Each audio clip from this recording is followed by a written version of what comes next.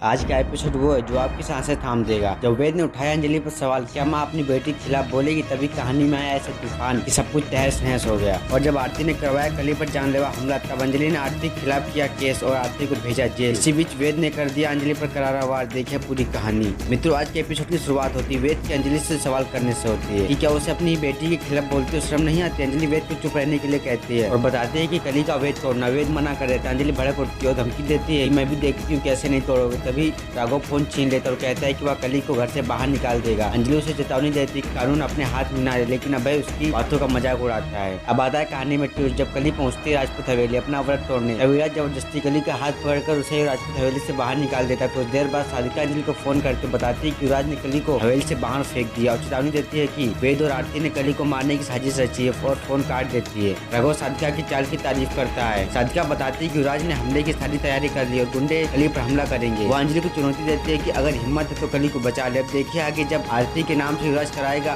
कली पर हमला। अंजलि ने आरती के खिलाफ उठाया ऐसा कदम जिसे देख आपके पैर तले जमीन खिसक जाएगी। दूसरी ओर आरती करवा चौथ का व्रत वेद के साथ पूरा करती। इसी समय भजन अपने आप से कहता है कि अंजलि एक दिन दोनों को अलग कर देगी। तभी युवराज आता है और भजन को बताता है कि सारी तैयारी हो गई है और आज कली मारी जाएगी। साधिका बीच में बोलती है कि कली को इतनी आसानी से नहीं मारना है। फिर वह अंजलि को फोन करती बताती है कि कली ने करवा चौथ का व्रत पूरा नहीं किया, जबकि आरती ने कर लिया। साधिका राघव से कहती है कि वह अंजलि को बताए कि आरती ने क्या तोहफा मांगा है। राघव कहता है कि आरती ने वेद के साथ शादीशुदा जीवन मांगा है और वह उसे देगा। अंजलि कहती है कि मुमकिन नहीं क्योंकि वेद पहले से शादीशुदा है। राघव जवाब देता है कि आज कली मर जाएगी और बात कोर्ट तक नहीं पहुंचेगी। फिर फोन काट देता है। अंजलि कली को बचाने के लिए दौड़ पड़ती है। उधर गुंडे कली पर हमला कर देते हैं। तभी अंजलि समय पर पहुंच गुंडों से लड़ती है और कली को बचा लेती है। कुछ देर बाद पंकज पुलिस के साथ आता है और कली की सुरक्षा करता है। वह पूछता है कि क्या वह ठीक है। कली कहती है वह अपने पति के साथ करवा चौथ का व्रत भी पूरा नहीं कर पाई और अब आरती ने उसे मरवाने के लिए गुंडे भेजे। वह अंजलि को उकसाते हुए पूछती है कि क्या वो अपनी बेटी पर एफआईआर दर्ज करवाएगी या फिर उसे कानून से ऊपर रखेगी। अंजलि गुस्से में चुप रहने को कहती है और आरती को फोन करती हुआ उसे अगले दिन थाने आने को आदेश देती है। आरती पूछती है क्यों, तो अंजलि कहती है कि उसने कली का व्रत रुकवाया और उसकी जान लेने की कोशिश की। आरती खुद को बचाने की कोशिश करती है, लेकिन साधिका फोन लेकर बोलती है कि क्या अंजलि आरती को धमका रही है। फिर वह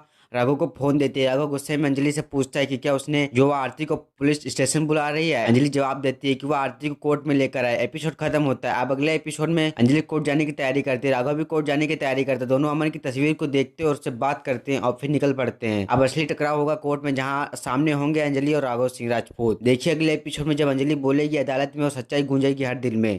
धन्यवाद।